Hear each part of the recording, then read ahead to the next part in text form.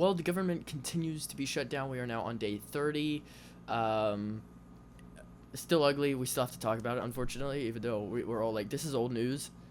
It's like a month old, but it's very important to the country, so we're going to keep talking about it. We're also going to talk about the dancing mayor-to-be of New York. It's embarrassing, but, I mean, again, what has he done that hasn't been embarrassing? And we're going to talk about that great woman, vice president you all know and love, Kamala Harris. Let's keep making sure to pronounce her name right so we're not racist. I will see y'all on the other side.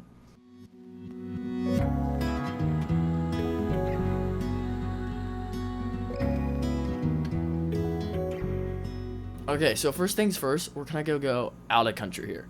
All right, we're gonna go international. We're gonna go to Brazil. Now, I have experience with Brazil because I am a missionary kid, and missionary kids, they may seem like aliens and people who do not comprehend how the real world works. To the contrary, they are some of the smartest people. I have so many missionary kid friends, and they are the coolest people.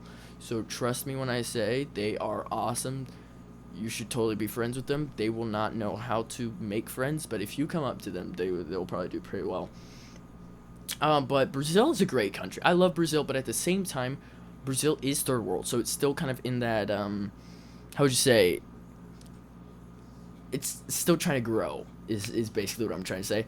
Now, if you go back in time and you watch the like 1930s, 1940s recordings and like footage of like Rio de Janeiro and Sao Paulo, back in those days, everything was high society. It was super nice, right? Everyone was like looking so good. Everyone in suits, nice clothing. You would never suspect that this country would become third world because it looked very first world for its time. And that's something that's really hurt the country. And the country has these things called favelas. And they're basically, you, instead of just like building out, they build up on each other. Because crime is so high in the big cities, these favelas are built so that everyone's living so close to each other that basically it like discourages criminals from committing crime because everyone's so close to each other. So it's a whole psychological thing. Now, the thing that does not work about the favelas is that they actually end up becoming like the main hideout for criminals. Criminals will run their drugs through there, and their trafficking will go all throughout those favelas. So Brazil just launched something on Rio de Janeiro's favelas.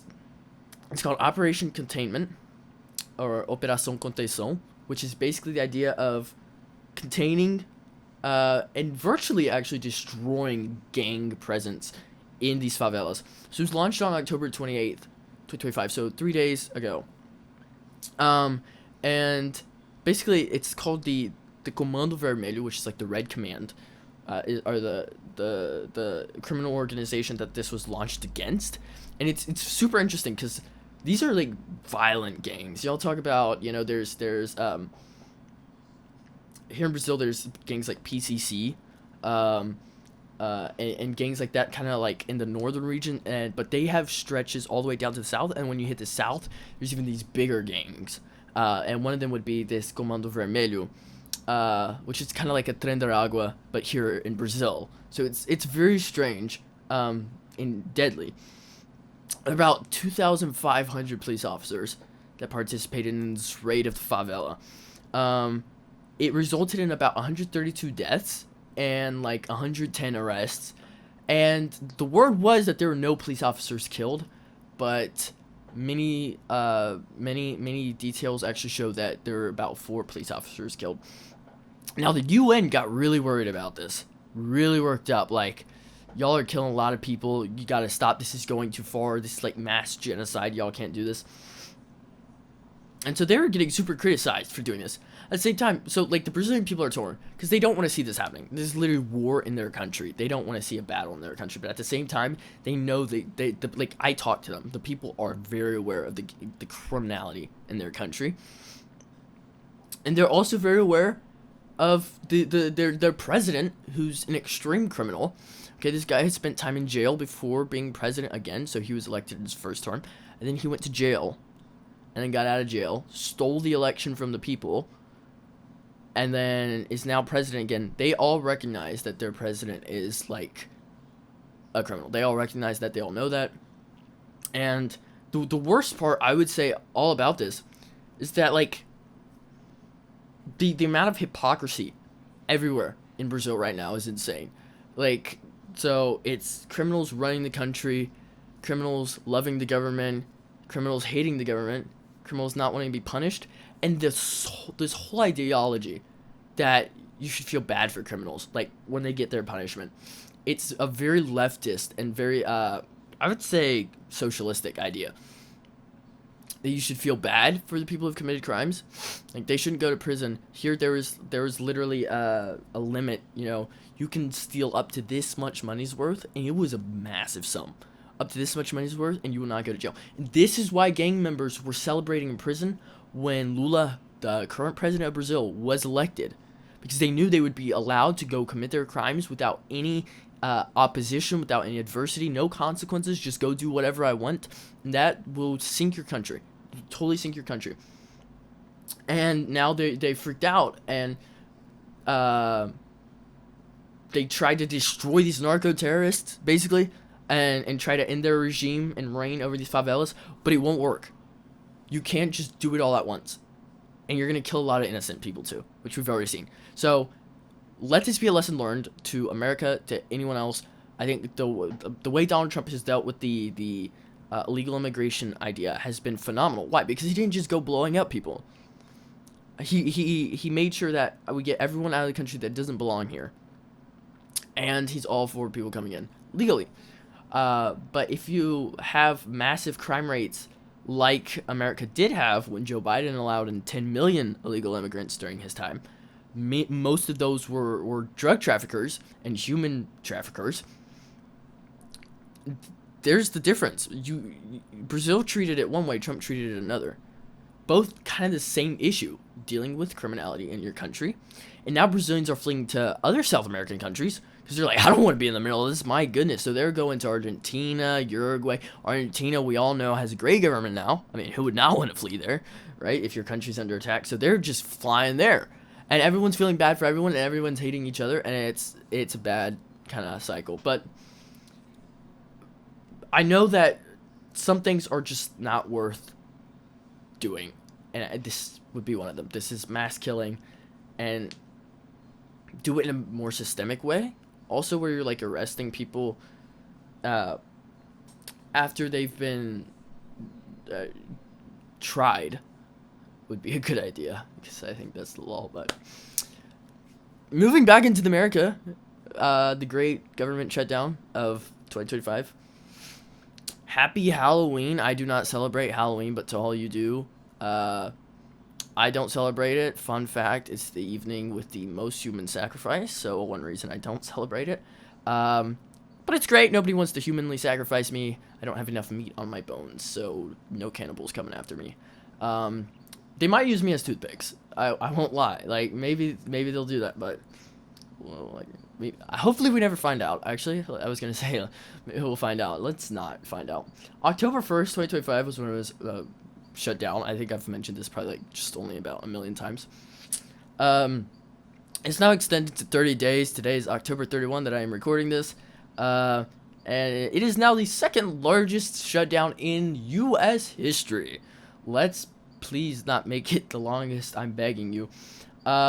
Continue. You know, the Democrats are still being dumb, which is okay. I mean, that's what they do best, right?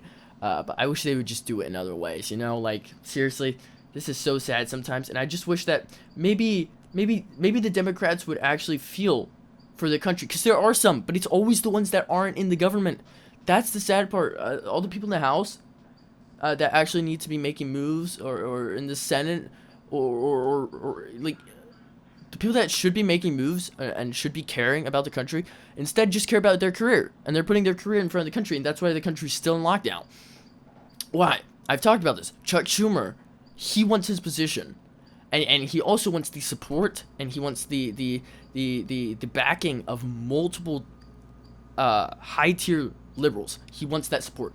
And if he cannot get it, his boat will be sunk. If he's wanting to run for president, that's another big thing. If he's wanting to race Alexandria Ocasio-Cortez, that's another big problem. If he gives up his stance of no, we must have this healthcare, this Medicaid funding, we must have this 1.5 trillion to give to illegal immigrants.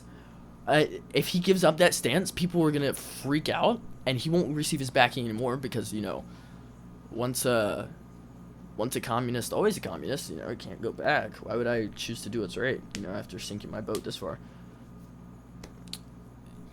Put the country in front of your career. Put the country in front of your career. I think that's basically. There are about 730,000 federal workers that are continuing to work without pay, and 670,000 have been furloughed. So this might actually mark the first time in history all branches of the U.S. military could miss paychecks. That's like 1.3 million active duty people and like 750,000 reserve personnel. So that's wild. That's incredibly insane. Food assistance programs like SNAP are at a risk of suspension, which would impact about 40 million Americans, but probably, I'm not gonna lie, a lot of our obesity epidemic lies in those numbers. And here's the thing, because everyone's complaining about SNAP. What are you doing to SNAP? No, November 1st is gonna come and my life will be totally ruined. Well, here's the thing, because I don't know about y'all, but with SNAP, I'm with the whole Trump administration on the idea that you should be regulated what you can and can't buy with your SNAP. Like I'm totally on that board, because here's the thing, I'm on board with that, because if people are just going and spending all their government funding, and like I go to the store and right, I've got my budget, right, because I apparently don't have a job, or I apparently can't afford food. I go to the store and I see some Little Debbie's, and I see some Mountain Dew, and I see some cholesterol, and I see some diabetes, and I'm like, I want to buy this, and it's not super expensive, so why not just blow all the money that the government gives me on food that will blow me up? You know what I'm saying? And that's the thing, like that's disgusting if you ask me. Like, why are you spending your money on them?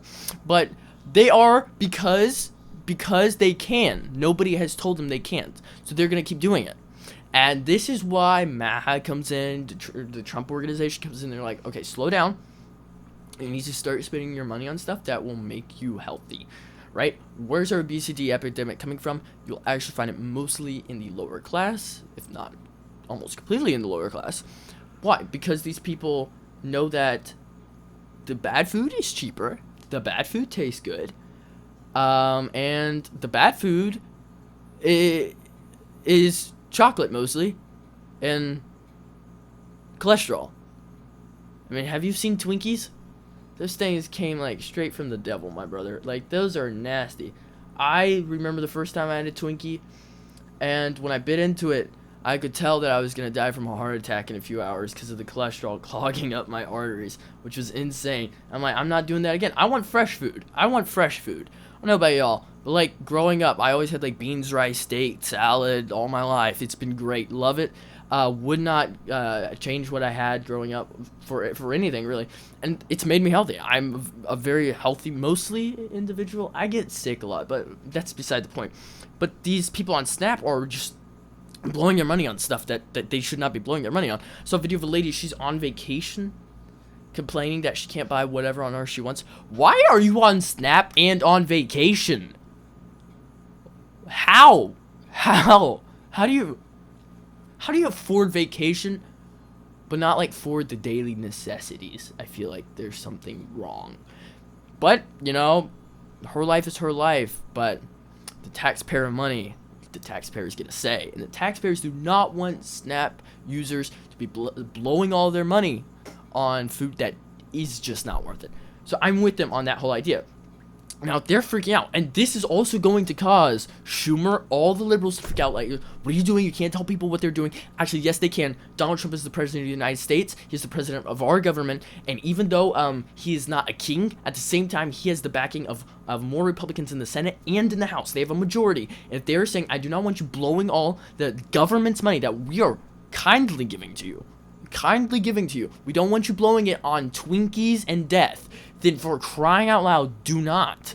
Just accept it. Be grateful that you're getting money. And actually go buy something that will make your teeth white, okay, and your meat lean.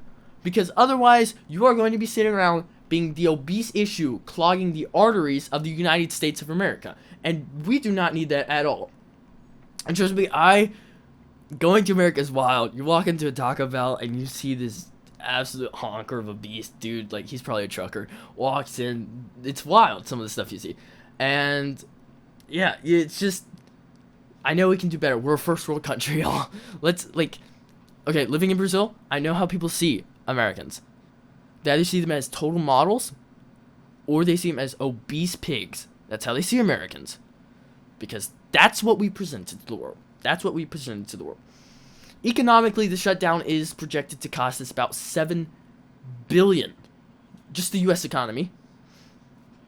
So that's unfortunate. Again, like, federal services are being delayed, public programs. It's just bad. It's not good at all. And we're also finding that, you know, the money that they want to go to healthcare and Medicaid and all this great stuff, right? This is money that has also, before this budget, money going to these things has been channeled to places like Nigeria for like $3 million in lesbian dance and art in Nigeria. Which, I mean, I'm not gonna lie, let's get them Nigerians some good quality education. But I feel like lesbian dance and art is not what they're looking for. I think 2 plus 2 is more important to know than... I'm not even going to go there. That's disgusting. So, just moving on, because, like, that's gross. The New York City mayoral race is continuing through all the shutdown, through all the loud yelling and noise of the American economy. Because we have to have an election right now in the economy, like, stronghold of the U.S. There's nothing better, no better timing to have a government shutdown than right before New York City has its mayoral election. That was a good idea. Zohran Mamdani, the New York City Democrat mayoral nominee, recently celebrated Halloween by dancing with Tai Chi. It's a type of dance with seniors on Manhattan's Lower East Side. So this is how we get this is how we define our great leaders, by how well they can dance a Thai dance. It was embarrassing. I mean, because after watching the video, I got a little sad. Because the leaders of our country should at least be able to dance better than, like, a newborn goat. And even Trump has his original moves. Even Trump has his own thing.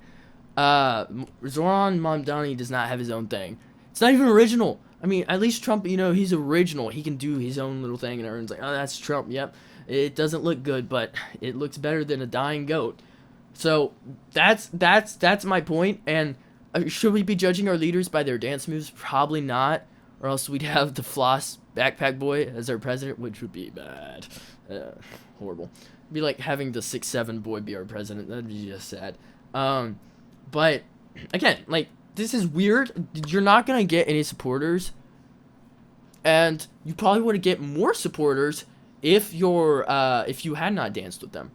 If you just gone and, like, shown your support, oh, this is great, but having to go through the pain of watching you try to dance is kind of sad, especially when it's only old ladies that want to dance with you. Like, no young spry ladies, you know, all the old ladies want to dance with you. That says a lot, you creep. But yeah, I'm not a huge fan of Mamdani at all, in case you all couldn't tell. He's going to crash New York if he's elected. And the thing is, Kurisila, he has, like, everyone's asking, like, drop out. If you drop out, Cuomo could win. He could take that dub, and New York won't be wrecked. New York's already wrecked. Okay, Mamdani is just, like, threatening to put it in, like, Portland terms, basically. So we're going to have encampments all over. The children of Israel are going to be moving into New York, and we're just going to have tents everywhere of homeless people. Bible reference for all your homeschoolers out there. But yeah, like, it's not a good situation, and it's bad because even though he's all about, you know, proud heritage, you know, to be Islamic, and you know, I'm proud to be Muslim. At the same time, he's, like, okay with all the queer stuff, which is so against how Muslims believe. So against it. It's messed up. This is messed up, guys. Please see through the flaws here. Please, I'm begging you. This dude's a shapeshifter, straight up shapeshifter, and he's not even a good one. He's not even a good one, which is a great segue into the greatest topic we've all been waiting for. Like, I know you guys have sat through this entire episode. You heard me mention the great honored name at the very beginning. You're like, I must wait till the end for the great moment, right? This is like a blockbuster film. One day I'll just have to compile all my Kamala Harris moments in one. That'd be great. But here we go. Kamala Harris, she's still going. Okay, like literally, I thought her motor burned out so long ago. That after the election, she was just gonna like crash her plane, and somehow she's still flying. Like somehow, like so she's still in the air, not flying well at all. Like probably like a 3-year-old's the pilot, but overall, she's still in the air. She hasn't died yet. She did say on a recent interview with BBC, she said that I am not done yet. She is not done. She is not done. Lord, like, please have mercy on us, y'all. Like, please let her be done. Seriously, no, that's a bad Halloween joke. I wish you were April Fools. I seriously, like, please let her be done. She said that she's not done. She said a woman being president in the U.S. Could happen in her niece's lifetime, which is an interesting people to reference. Why are you talking about your nieces? What? I don't. Guys, don't ask me to make sense of her. I'm just saying what she says, basically. She said it's possible that it could include her. She could be the first female president. And here's my thing, because I do have a stance on female presidency. Because as far as I go, I see in the Bible that the man is the head of the home and the woman is the neck. So both vital pieces, they both have different roles. The man has the more leadership roles, and the lady has the, I would say, it's more the advising role. And here's my thing with Kamala is that she's not even a good leader. Right? I mean, I feel bad for her husband. Is she even a good wife? Like, seriously. Like, poor man. He probably, I think she wears the pants in that relationship. I could be wrong, but I think she wears the pants in that relationship. She said that I have lived my entire career a life of service, and it's in my bones. I have not decided yet what I will do in the future beyond what I am doing right now. Also, her polls are trash, and she was like, no, don't listen to the polls. Never listen to the polls. I have lots of wins in the past, man. Lots of wins.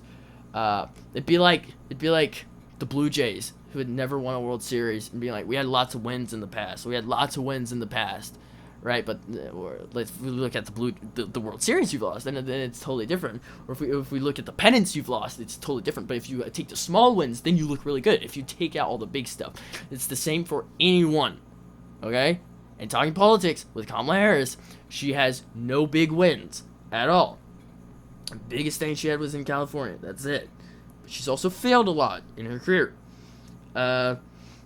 Earlier in July of 2025, she said she would not be running for governor of California, which probably means she's open to the 2028 race. Which, like, please let her run. We'll win again. We'll win again if she does. So please let her run. Like, I'm begging you. But it would also be so bad, man, if they if she won somehow. I'm gonna bite my words. Okay, let's not have her run. We'd sink so bad. But yeah, I mean, will she actually run? I don't know. That's a little confusing.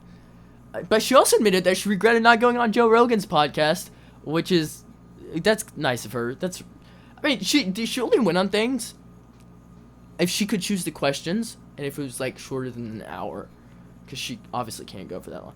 Making up this kind of accent makes you have to like breathe harder and like push your body to the limits in ways that a regular voice would not do. So I can see why she would not want it that long.